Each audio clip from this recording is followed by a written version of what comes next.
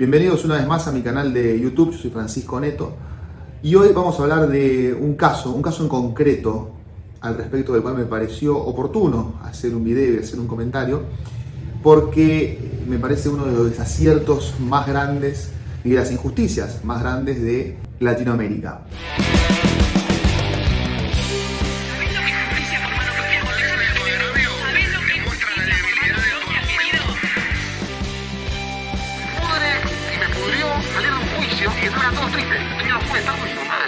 ¿Cómo les va a todos? Bienvenidos una vez más a mi canal de YouTube.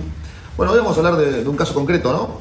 Un caso que ocurrió en Lima, Perú, que la prensa de aquel país dio en llamarlo la manada del surco, y yo prefiero llamarlo los 5 del surco, porque guarda bastante correlato, al menos en cuanto a la orfandad probatoria, con este caso que la prensa estadounidense en su momento dio en llamar los 5 del Central Park, que hubo una serie de Netflix hace poco donde recreaba la historia de 5 adolescentes que habían sido condenados por la agresión a una persona en el Central Park, una chica, y que a la postre fueron encontrados inocentes.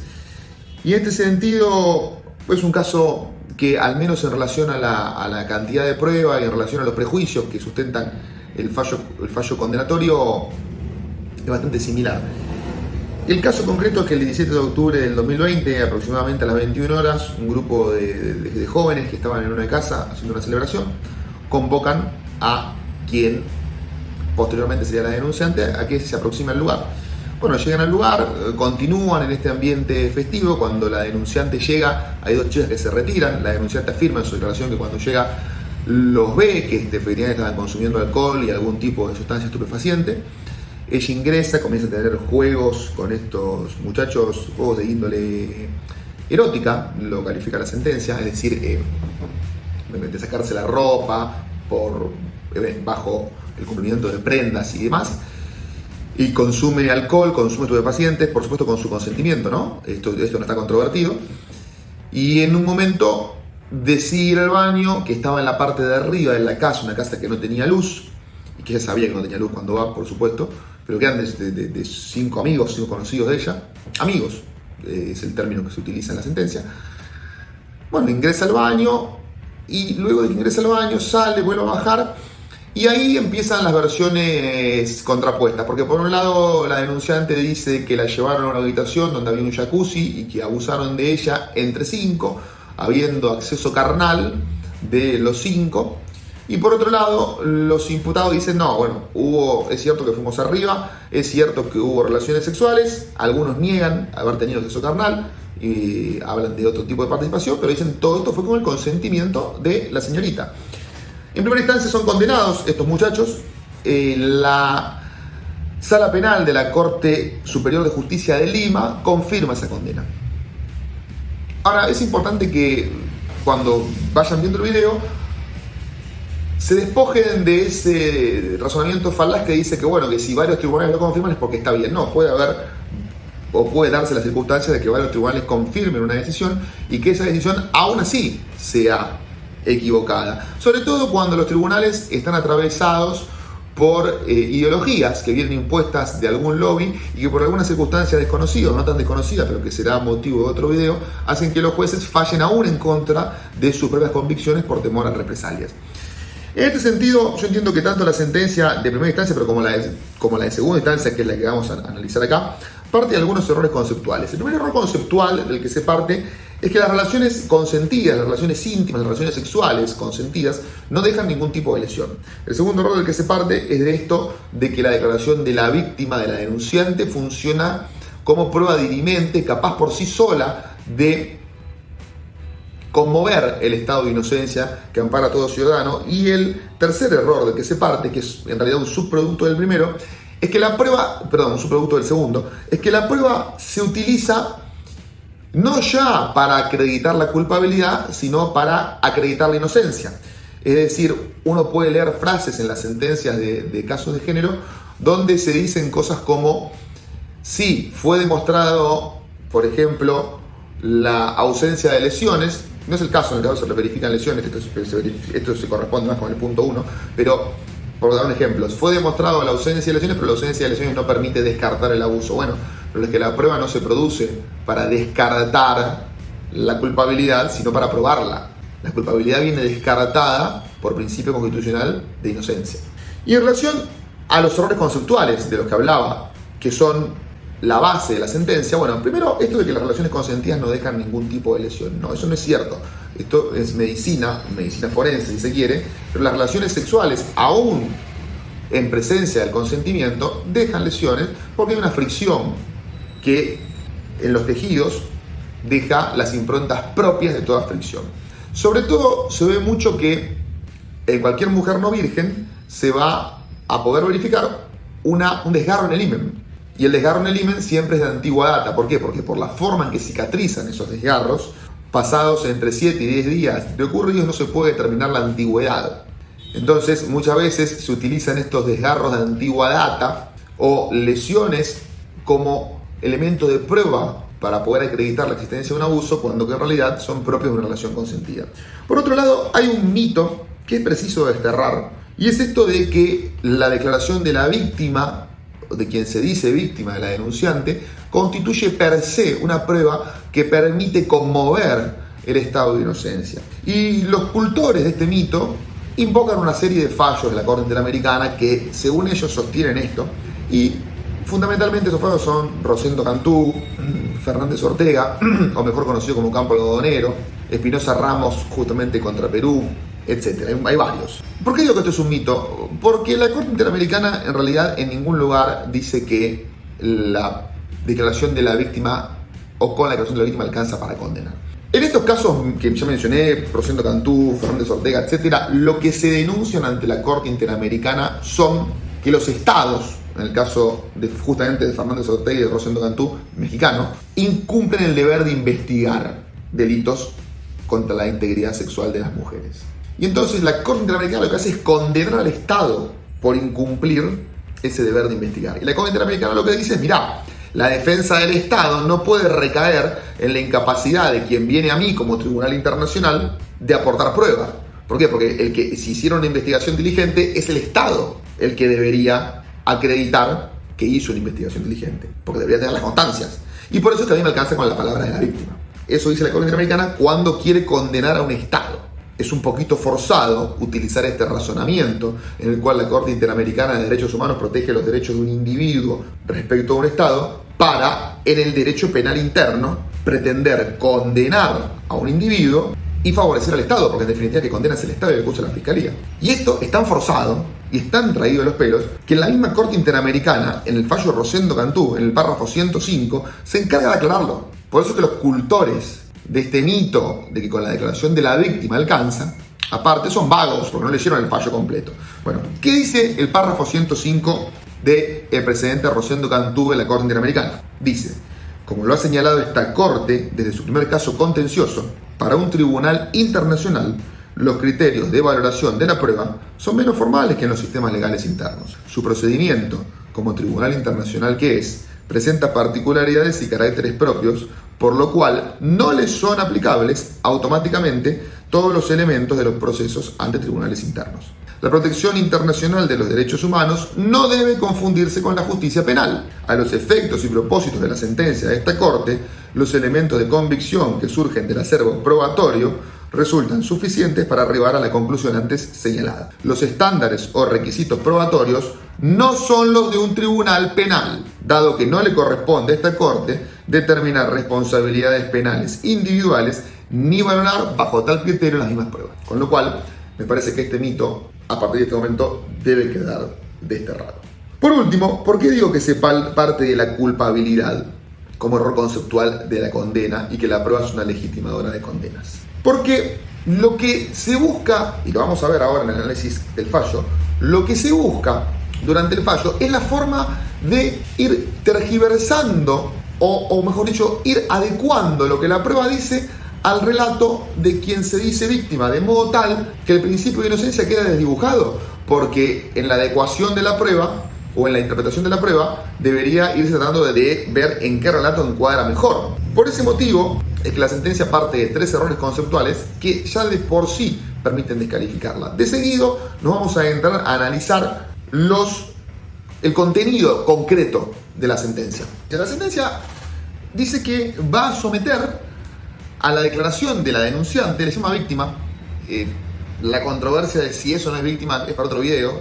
Adelanto mi postura, que es bastante conocida, en cuanto que no lo es aún, al menos.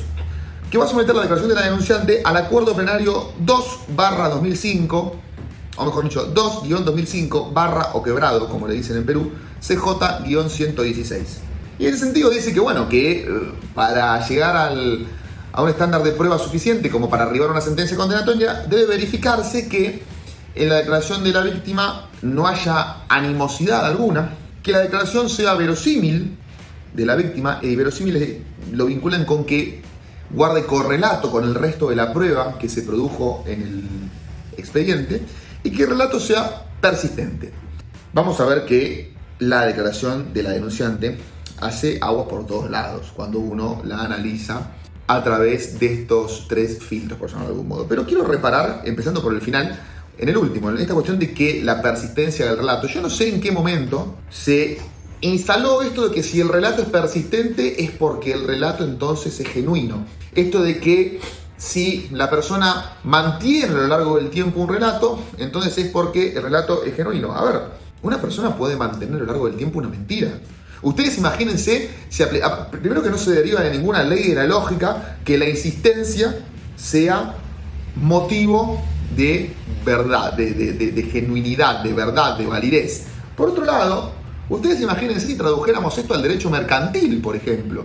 Si yo durante una determinada cantidad de tiempo mantengo el relato de que una persona me debe una determinada cantidad de dinero, entonces estoy en condiciones de reclamárselo. Entonces digo, si esto nos suena absurdo en el derecho mercantil, que es un derecho donde están en juegos intereses mucho más superficiales que en el derecho penal, porque en el derecho mercantil uno, en definitiva, si pierde plata o dinero, y en el derecho penal uno pierde la libertad y hasta puede perder la vida. Digo, bueno, entonces, ¿por qué se puede aplicar un criterio de evaluación de la prueba menos riguroso en un ámbito donde se discuten intereses mucho más importantes? Por otro lado, así como la víctima persiste en su relato de que es víctima, el imputado persiste en su relato de que es inocente. Entonces digo, ¿por qué la persistencia del relato de uno implica verdad acerca de lo que está diciendo y la resistencia del relato del otro, y la persistencia en el relato del otro no?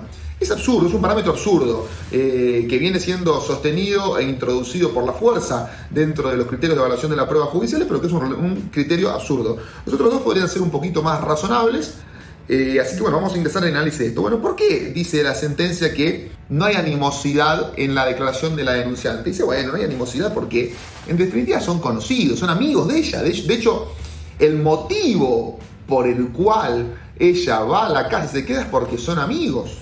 Ya vamos a hacer una consideración aparte de esto de que son amigos, pero entonces dice, bueno, como son amigos no puede haber animosidad. Bueno, pero digo, ¿acaso existe la posibilidad de tener animosidad con alguien que no sea conocido de uno? Porque digo, es más probable que yo tenga animosidad con un amigo, con un conocido, que con un desconocido, porque con el amigo me puede llegar a dar algún motivo para que en algún momento deje de ser mi amigo. Ahora, el desconocido, la persona que va caminando por la calle, no tengo motivos para tener animosidad, con lo cual la circunstancia de que sean amigos no permite descartar la animosidad. Y si no permite descartar la animosidad, no nos permite dotar al relato de una seriedad suficiente como para conmover el estado de inocencia. Pero como dijimos, acá hace parte de la base opuesta, que es bueno, como son amigos, eso no permite dotar al relato de los imputados de una fortaleza suficiente para acreditar su inocencia. Ese es el problema que subyace a todo el razonamiento de la sentencia. Por otro lado, existe una serie de factores que podrían inducir a la animosidad de la denunciante. Por ejemplo, la denunciante relata que mientras va ocurriendo el hecho, uno de los chicos le dice al otro, ya te viniste, en relación a que ya habría eyaculado. Y este otro que estaba practicando relaciones con la chica dice, uy sí, pero no sé a dónde me vine. Y la chica, ella misma dice que ahí le dice, pará, no te pases. Y no sabía si se había eyaculado dentro o fuera de la vagina de la señorita. Entonces, un factor de animosidad podría tener que ver con esta cuestión de que acceder a un aborto por haber tal vez sido embarazada por ese acto sexual que habría ocurrido. Por otro lado, hay una cuestión de animosidad que es altamente probable, que es esta cuestión de la represalia que podría haber recibido ella de parte de sus padres. En este sentido, es importante destacar que el teléfono, desde que llegó al lugar donde habrían ocurrido los hechos, hasta las 6 de la mañana se le apagó y que se quedó en esa casa toda la noche, que llegó a su casa a las 6 de la mañana, alcoholizada y drogada, ella misma dice esto. Con lo cual, un motivo por el cual podría haber mentido no es por una cuestión de animosidad, sino por una cuestión de salvaguardarse delante de sus padres. Hay otra cuestión que es muy importante. De ese evento, de ese hecho, se tomaron fotos. Es decir, los muchachos que estaban en estas circunstancias tomaron fotos de las circunstancias.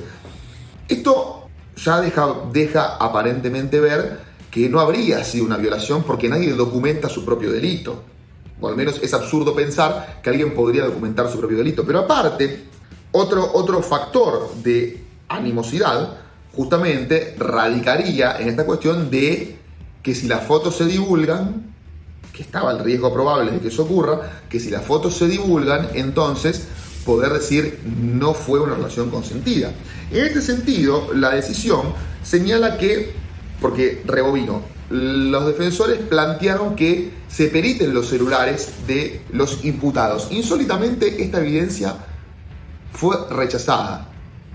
Y cuando los defensores en los recursos ante la Corte Superior de Justicia de Lima mencionan que esto es una flagrante violación al derecho de defensa, la Corte Superior dice que bueno, que no se accedió justamente al deslacrado y pericia de los teléfonos para extraer las supuestas fotos existentes porque no estaba acreditado que las fotos existían.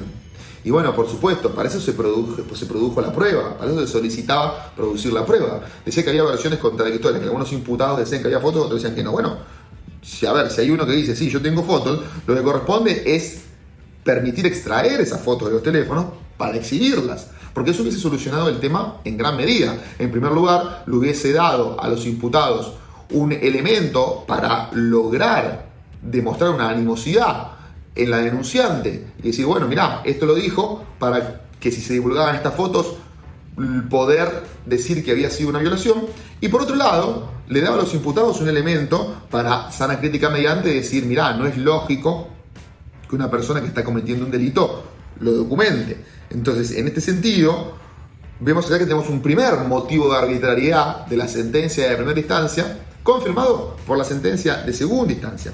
Pero incluso ustedes reparen en cómo la sentencia de segunda instancia va utilizando los argumentos que brinda la defensa conforme le sirven o no para condenar. Cuando los argumentos que la defensa brinda le sirven para condenar, los utiliza. Cuando los argumentos que la defensa, y los utiliza y los da por cierto, cuando los argumentos que la defensa brinda le son contrarios a los intereses de la condena, entonces los refuta. Y observen esta cuestión puntual. Incluso sin miedo a incurrir en ilogicidades y contradicciones.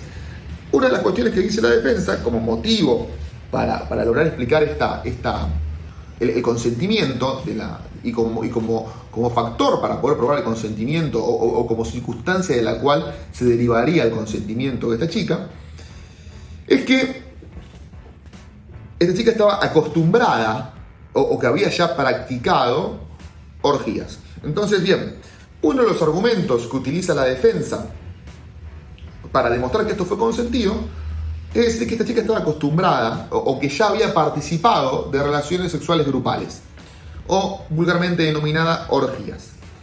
Entonces, y esto no es un estereotipo de género, ahora voy a explicar por qué. Lo que dice la sentencia, insólitamente, es bueno, entonces, ¿cómo ustedes me van a decir que esta chica tenía miedo? O lo que dice la sentencia para refutar el argumento de la defensa de que la animosidad se sustentaba en la posible publicación de las fotos, es bueno, entonces, ¿cómo ustedes me van a decir que la chica tenía miedo de que las fotos del encuentro se publiquen si dicen que estaba acostumbrada a participar en orgías? Bueno, punto número 1. Puede estar acostumbrada a participar en orgías o en encuentros sexuales grupales, pero sin fotos. Punto número 2. Ustedes observen que para tener por cierto el argumento de la sentencia vinculado con que es falso que hay animosidad por miedo de que se publiquen las fotos, también hay que tener por cierto entonces que la chica estaba acostumbrada a practicar relaciones sexuales grupales. Pero no, la sentencia tiene por cierto uno, pero no tiene por cierto el otro. Con lo cual se incurre en una clara contradicción en los argumentos. Y yo sé que muchos en este punto van a decir, bueno, pero es un estereotipo de género, no podemos investigar la vida sexual de la víctima. A ver, no es un estereotipo de género. Un estereotipo, según la primera acepción de la definición del diccionario de la Real Academia Española, es una imagen o idea aceptada por un grupo o sociedad con carácter inmutable. Entonces, un estereotipo de género sería decir, bueno, las mujeres usualmente tienen sexo grupal y entonces esto fue consentido. No, acá en modo alguno se dice eso. Acá lo que se dice, bueno, esta persona puntual habría estado acostumbrada a practicar sexo grupal. Con lo cual, eso funciona como premisa, en el caso concreto, a partir de la cual se puede derivar un consentimiento. Entonces dicen, bueno, pero que haya tenido sexo grupal no autoriza que la violen. No, justamente lo que se está diciendo es que no la violaron. Entonces se dice, bueno, pero lo que hizo, que haya tenido sexo grupal no quiere decir que en ese momento no haya podido decir que no. No, justamente, podría haber dicho que no. Lo que se dice es que esa circunstancia se puede deducir que tal vez haya dicho que sí.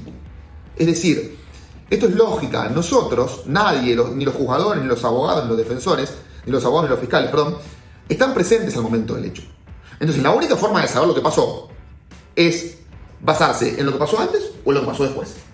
Y a partir de utilizar esas circunstancias anteriores y posteriores al hecho que se investiga como premisas a partir de la cual derivar una conclusión respecto del hecho. Entonces, acá no es que se está diciendo, bueno, como participó en relaciones sexuales grupales, siempre tiene que decir que sí, o no puede mirarla. No, nadie está diciendo eso. Lo que estamos diciendo, bueno, a ver, los muchachos dicen que la relación fue con el consentimiento de la señorita. La señorita ya ha participado en este tipo de relaciones, con lo cual no es descabellado pensar eso. Y con eso alcanza para sembrar la duda. Que eso es lo importante, porque el paso extra que se exige en los delitos de género, que es el equivocado, es bueno que lo acrediten. No, a ver, lo que tiene que acreditar la culpabilidad es la acusación, no la defensa, la inocencia. Por otro lado, también mencionan en este mismo sendero argumentativo esta cuestión de que la circunstancia, porque lo que la defensa dicen es, bueno, a ver, ella participó en una serie de juegos eróticos, lo cual, nuevamente, esta circunstancia de que habría participado de forma anterior al hecho que se investiga en relaciones sexuales grupales, sumado a que en el momento del hecho no está controvertido, ella misma reconoce incluso haber participado en juegos eróticos, me hace pensar que pudo haber habido un consentimiento. Bueno, la sentencia de segunda instancia dice, no, bueno, pero que hayan participado en juegos eróticos no autoriza que la violen. Por supuesto que no, nada autoriza que violen ni delincan contra nadie, nada, absolutamente nada lo autoriza. Ahora, lo que se está planteando desde la hipótesis defensista es, bueno, ya tenemos dos circunstancias que nos harían o nos permitirían deducir de algún modo un consentimiento. No se trata de autorizar a violar, no hay autorización para violar a nadie, punto. Eso está fuera de discusión. Entonces, en relación a esto, podemos ver que de contra a lo que dice la sentencia, hay algunos elementos que no permiten afirmar que el relato de la denunciante carece de animosidad o de motivaciones distintas de la búsqueda de justicia. Y es muy importante la forma en que enuncié esa oración. Porque lo que se trata, o el trabajo de la defensa, no es probar, más allá de toda duda razonable, si o que la denunciante tiene animosidad en su relato y que quiere perjudicar a los imputados. Para decretar una absolución basta con sembrar la duda respecto de la ausencia de certeza respecto de la falta de animosidad. Ahora, esto es en lo que tiene que ver con la falta de animosidad del relato. Como vemos, hay dudas de que en el relato no es una animosidad. Dudas bastante robustas. Ahora bien, ahora nos adentramos a lo que tiene que ver con el otro parámetro de análisis que establece el plenario 2-2005/o_CJ-116, y es lo que tiene que ver con la verosimilitud del relato. Y es lo que tiene que ver con si el relato de quien denuncia se puede corroborar con el resto de la prueba recolectada. Y entonces, lo primero que menciona la sentencia es que el relato de la chica guarda coherencia con las lesiones corroboradas por los peritos. Los peritos que corroboran desgarro himenal de antigua data, ano hipotónico, sugilaciones, marcas de fuerza digital en los muslos. Ahora bien, ¿qué dicen los imputados? Bueno, a ver, esta chica, antes de venir a la celebración en la cual estábamos, había tenido relaciones sexuales con su novio. Con lo cual, estas lesiones son todas lesiones propias de una relación sexual consentida. O, siendo un poquito más conservador en mis afirmaciones, estas lesiones pueden guardar correlato con una relación sexual consentida. Y a este respecto, la sentencia dice, no. Las relaciones sexuales consentidas no dejan lesiones. Bueno, a ver, ¿cuáles son las lesiones que se verificaron? Desgarro himenal de antigua data. Es lo que hablamos al principio. Cualquier mujer, cuando tiene su primera relación íntima, se produce un desgarro en el himen. Ese desgarro, pasado entre 7 y 10 días, cicatriza. Y cicatriza de un modo tal que no se puede determinar cuán antiguo fue su origen. Como ocurre con cualquier cicatriz. Cuando uno tiene una cicatriz en el cuerpo, obsérvenla y van a ver que tiene el mismo aspecto que cicatrices más antiguas. Bueno, lo que se verifica en esta chica es un desgarro himenal de antigua data. Eso, lo único que prueba es que no es virgen. Nada más. Además, si se produjera un desgarro por abuso sexual, estos tienen unas características. O los desgarros producidos por relaciones no consentidas tienen una característica, que los bordes no coaptan. Mientras que los desgarros producidos por relaciones consentidas, los bordes coaptan. Ahora bien, de la pericia no surge que los bordes no coapten. Y si no surge, no está probado. Hay duda. Y en la duda hay que absolver. Con lo cual, desgarro himenal de antigua data, a nivel jurídico y a nivel médico forense, a nivel probatorio, no dice absolutamente nada respecto de la presencia o ausencia de consentimiento. Continúo, ano hipotónico. El ano hipotónico es simplemente un borramiento de pliegues en la región anal, que se produce por tener relaciones contra natura, nada más, independientemente de que las relaciones contra natura sean con o sin consentimiento. El ano hipotónico no indica presencia o ausencia de consentimiento, simplemente indica que hubo relaciones sexuales contra natura e incluso, en ciertos supuestos, puede indicar hasta una constipación, con lo cual no indica nada. La sugilación es vulgarmente conocida como chupón, perdón el término, pero es vulgarmente conocida como eso, es un moretón que se deja en una parte del cuerpo, que tranquilamente puede ser producida en una relación sexual consentida. La única cuestión que podría dar alguna duda acerca de si hubo relaciones sexuales en ausencia de consentimiento es que la pericia se indica o señala que hay marcas de fuerza digital en los muslos, fuerza con los dedos. Pero esas marcas también pueden ser propias de una relación consentida con cierto nivel de rudeza, y que eso va en el gusto de cada uno y el derecho no está para meterse ahí. Ahora bien, en este sentido,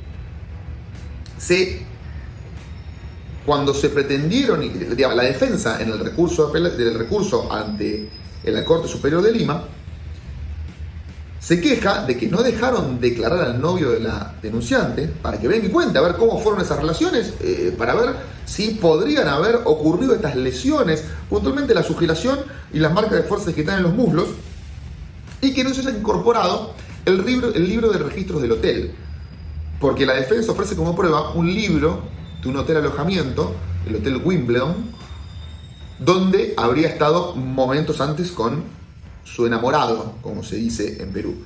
Este libro no se incorporó como prueba.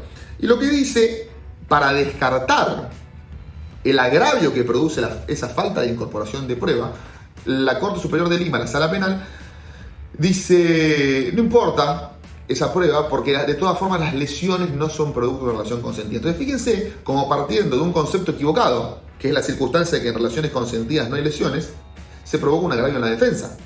Porque es a partir de la circunstancia que se considera irrelevante el libro de registro del hotel y la declaración del novio. Si cambiamos esta circunstancia y como es en la realidad, se considera que las relaciones consentidas pueden provocar lesiones, entonces se hubiesen vuelto relevantes dos pruebas que podrían haber demostrado la inocencia de los imputados, más allá de que el imputado no tiene por qué demostrar su inocencia. Por otra parte, contradictoriamente, la sentencia dice además no está acreditado que estuvo con el novio. Bueno, pero ¿es importante o no es importante? Porque si no es importante, no me hables si está acreditado o no, porque es irrelevante. Y si es importante, entonces déjame producir la prueba. Entonces fíjense cómo se incurre en esta cuestión de forzar la lógica, se incurren en contradicciones. Y esto es lo que demuestra lo erróneo del razonamiento. Esto no se trata de defender personas que son culpables, no, se trata de defender los derechos de personas que no sabemos si son culpables, están condenados a 20 años de prisión. Por otra parte, ustedes fíjense cómo la sentencia incurre en un argumento circular, la sentencia de segunda instancia, porque dice, en relación a las alegaciones defensistas relativas a la presencia de consentimiento en la relación sexual que habría dado origen a este caso, la sentencia dice, es ilógico que si hubiera sido violada por un tercero y le hubieran dejado esas lesiones, hubiese ido a estar con estos chicos prestando su consentimiento. Entonces, ustedes fíjense cómo parte de aquello que quiere probar, que es que fue violada por un tercero. Fíjense cómo recala nuevamente en ese error de que si hubo lesiones es porque la violaron, no puede haber sido una relación consentida. No, justamente lo que se dice es lo contrario. Es que no la violaron, es que estuvo con su novio antes de ir a encontrarse con estos muchachos y que la relación con estos muchachos fue consentida. Pero ustedes fíjense cómo se van construyendo premisas equivocadas y a partir de esas premisas equivocadas se llega a conclusiones equivocadas. ¿Qué premisa equivocada construyen? Si hay lesiones, es una relación sin consentimiento. Si hubo una relación sin consentimiento, es ilógico que de forma posterior a ella vaya a tener relaciones con consentimiento. El problema de esto es que se parte de la base equivocada. Es que la presencia de lesiones siempre indica ausencia de consentimiento. Por otra parte, hay una prueba producida que dice que una prueba indicadora del abuso sería que la ropa interior de la denunciante estaba estirada.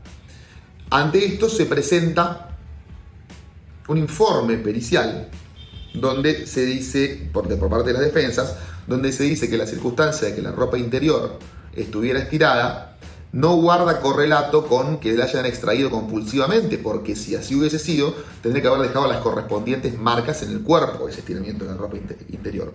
Entonces lo que dice la sentencia, bueno, como tenía una capacidad de defensa disminuida, porque había consumido alcohol, había consumido drogas, entonces no hacía falta mucha fuerza para doblegarla. Bueno, pero, a ver, independientemente de que hiciera o no hiciera falta fuerza para doblegarla, si la fuerza fue suficiente para estirar la ropa interior, también tuvo que haber sido suficiente para dejar las lesiones en aquellos puntos en donde la ropa interior debió haberse apoyado para permitir su elongación. Con lo cual vemos que a nivel físico no hay absolutamente ninguna evidencia que permita tener por acreditado la existencia de un abuso sexual agravado por acceso carnal, más allá de toda duda razonable. Por otro lado, ya entramos en lo que tiene que ver con la pericia psicológica. Hay un informe psicológico presentado por los imputados que dice que la denunciante tiene personalidad histriónica y narcisista y que busca llamar la atención. ¿Qué dice al respecto de esto la sentencia? Bueno, primero, dice, no es una pericia, es una opinión. Bueno, sí, una pericia es una opinión de un experto basada en parámetros de la ciencia. Eso es una pericia. En definitiva, hay muy pocas cosas que no sean una opinión. Entonces, por eso la descarta. ¿Y por qué también la descarta? Porque dice, bueno, porque la pericia oficial dice otra cosa y porque no se tuvo contacto con el objeto. En este caso, el objeto, entre comillas, vendría a ser la señorita peritado. Bueno, a ver, la circunstancia de que un experto en una determinada ciencia, como puede ser la psicología, no tenga contacto con aquello que tiene que examinar, no descalifica su dictamen si tuvo contacto con algún documento que releva las condiciones en las que se encontraba aquello que debía examinar de forma exhaustiva. Es decir, en la causa se contaba con un acta que daba cuenta del estado en el cual estaba la denunciante y de las manifestaciones que hacía. Con ese acta, a partir de lo que se dice en ese acta, tranquilamente un perito puede extraer conclusiones psicológicas. eventualmente podrá tener alguna limitación en cuanto a la inmediación y a lo que tiene que ver con la comunicación no verbal, pero no se puede descalificar de plano todo el acta. Por otro lado, toda la pericia. Por otro lado, si se va a descalificar de plano toda la pericia, entonces lo que corresponde es excluirla como prueba válida. Excluirla como prueba para ser valorada al momento de dictar sentencia. No hacer un simulacro de defensa en juicio y permitirle incluir la prueba, pero después descalificársela por cuestiones ajenas. Sí, permitirle incluir la prueba, pero después descalificarla por cuestiones tangenciales. Si el examen se incorporó como examen pericial, está incorporado. Y si no tenía las características de un examen pericial, no debió haber sido nunca incorporado. Entonces, al haber sido incorporado y al no haber sido nunca excluido, se presume que es parte del acervo probatorio que tiene que ser valorado al momento de dictar la sentencia. Pero es muy importante ver cómo en este punto la sentencia de la Corte Superior de Justicia de Lima vuelve a recaer en aquel error conceptual y lo utiliza ya para excluir no una prueba sino dos. ¿Qué dice? Dice, independientemente de que la señorita tenga personalidad histriónica, insiste y busque llamar la atención, hay pruebas objetivas que corroboran su relato. ¿Cuáles son? Las lesiones compatibles con el abuso. No, las lesiones son incompatibles con el abuso. O mejor dicho, las lesiones pueden ser compatibles con una relación consentida. Entonces fíjense cómo ya, mediante ese latiguillo y ese error conceptual de base, de que en las relaciones sexuales donde el consentimiento está presente no hay lesiones, ya se descartaron tres pruebas: la declaración del novio, la incorporación del cuaderno de registro del Hotel Wimbledon y el dictamen de la psicóloga. Entonces, como vemos, no es un error conceptual, un detalle, algo periférico, algo menor, no, es algo muy importante. Son conceptos que es muy importante defenderlos a ultranza, porque fíjense cómo arrastrando un concepto equivocado dejamos al imputado huérfano de prueba. Después, ustedes fíjense que hay cuestiones de lógica. Ahora vamos a ver cuestiones de lógica que dan cuenta de la forma en que se tratan estos casos. ¿De qué forma? Condenar. Acá no se investiga, acá no se juzga, acá se condena. Independientemente de lo que encontremos, se condena. ¿Qué dice la Fiscalía cuando imputa el delito? Que imputa el abuso sexual con uso de violencia física y amenazas que no permitieron que la víctima se defienda.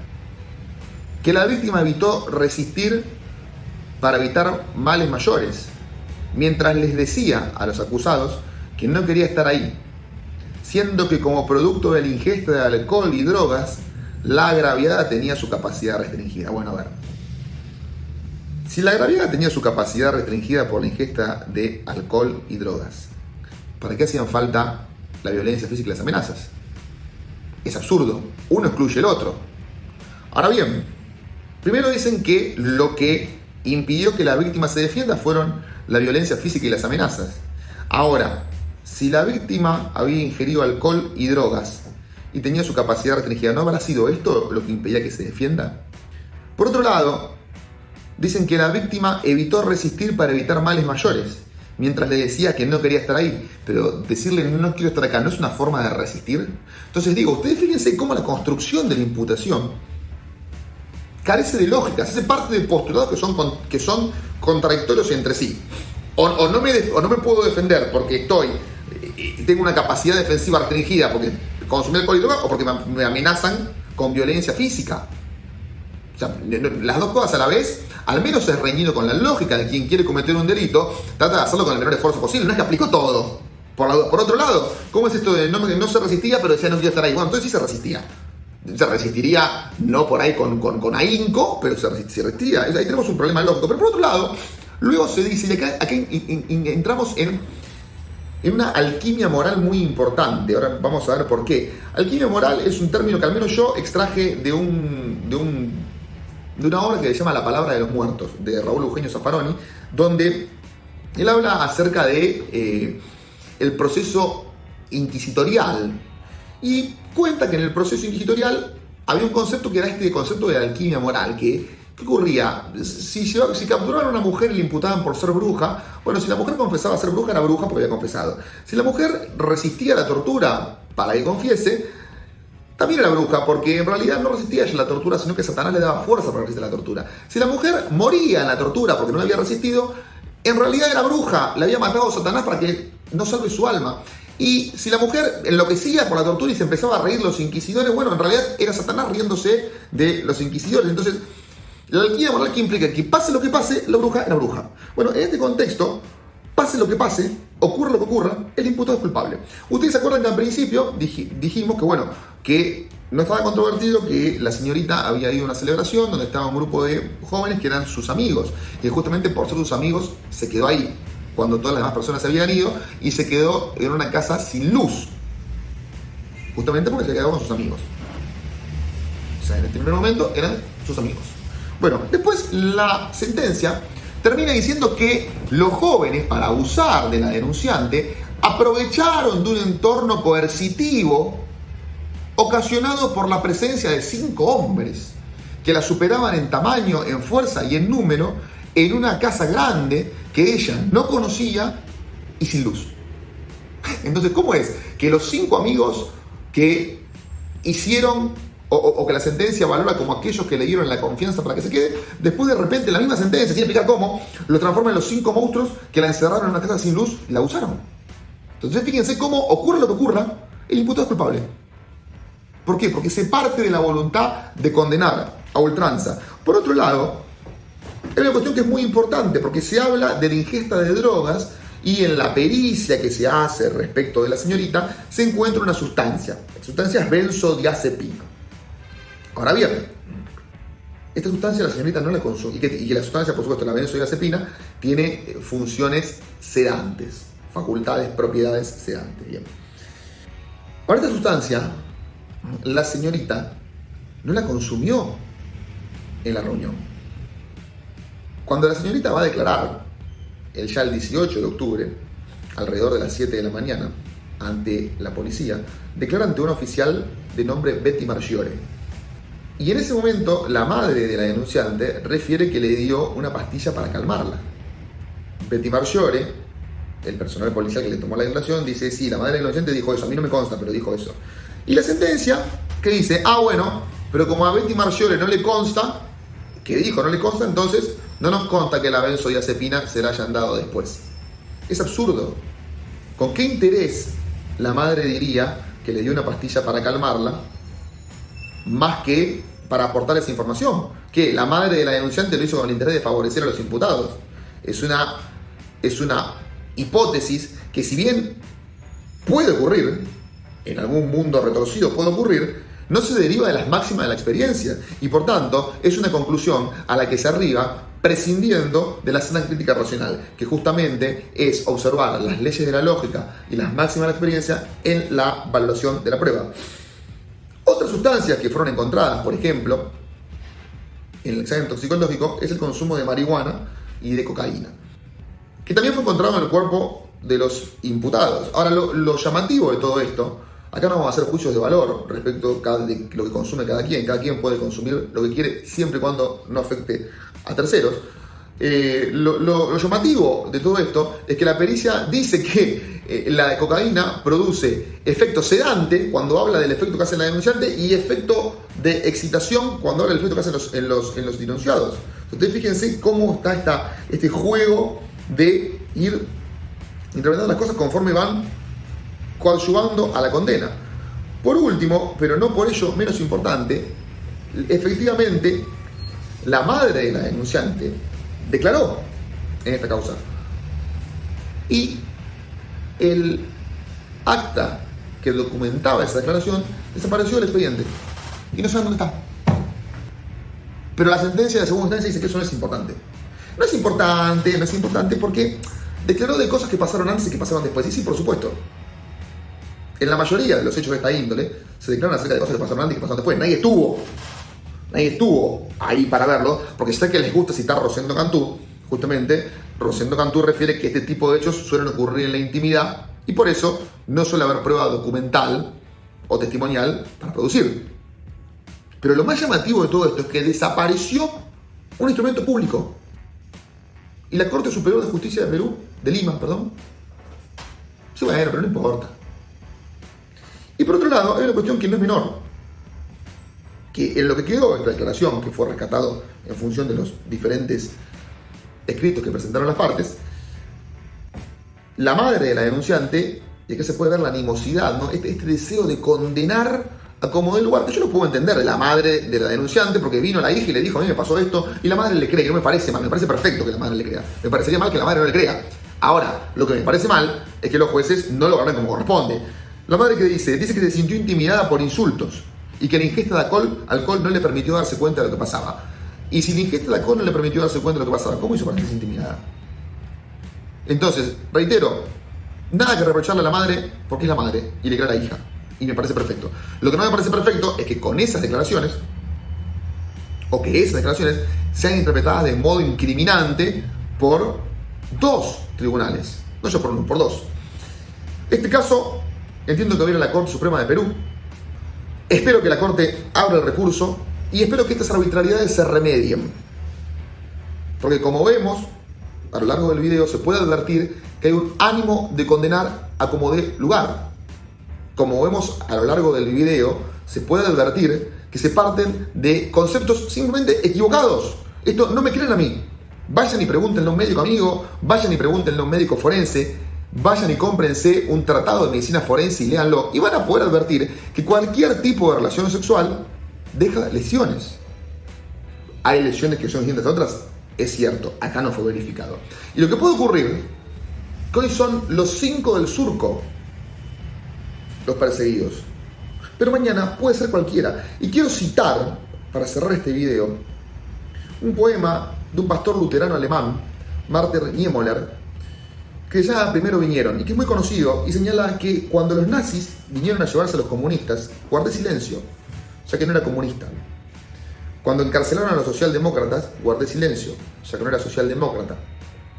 Cuando vinieron a buscar a los sindicalistas, no protesté, ya que no era sindicalista. Cuando vinieron a llevarse a los judíos, no protesté, ya que no era judío. Cuando vinieron a buscarme, no había nadie más que pudiera protestar.